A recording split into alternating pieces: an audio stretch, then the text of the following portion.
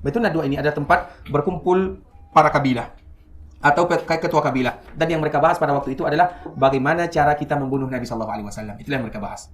Pembahasan yang akan membuat mereka itu akan dimarahi dan dimurkai oleh Allah Subhanahu Wa Taala.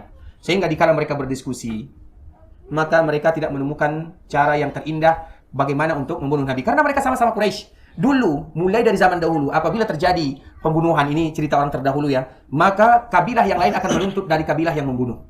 Dan itu bukan hukum Islam saja, sejak dahulu kala.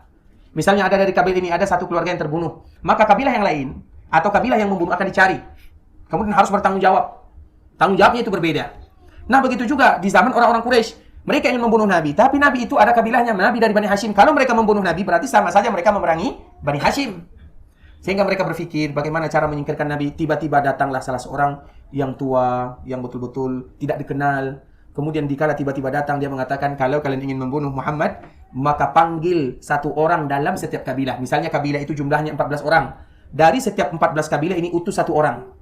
Dari kabilah ini satu orang, dari kabilah ini satu orang, dari kabilah ini satu orang. Kemudian nanti mereka sama-sama membunuh Muhammad. Ketika kabilah Muhammad minta ganti rugi, kepada siapa mereka akan diminta ganti rugi? Karena semua kabilah ikut serta di dalam ikut serta membunuh Nabi Muhammad SAW. Ide ini merupakan ide yang cemerlang bagi orang-orang Quraisy. Ternyata yang membuat ide itu tidak lain tidak bukan adalah iblis, laknatullah. Jadi iblis ini menyamar membantu orang Quraisy untuk melenyapkan Nabi. Kemudian pada akhirnya, kalau iblis yang membantu orang Quraisy, maka Allah yang membantu Nabi SAW. Maka itulah makna firman Allah, wallahu ya'simuka minan nas. Allah itu pasti akan menjagamu dari gangguan manusia. Maka pada malam harinya kita tahu Nabi SAW hijrah pun ke kota Madinah.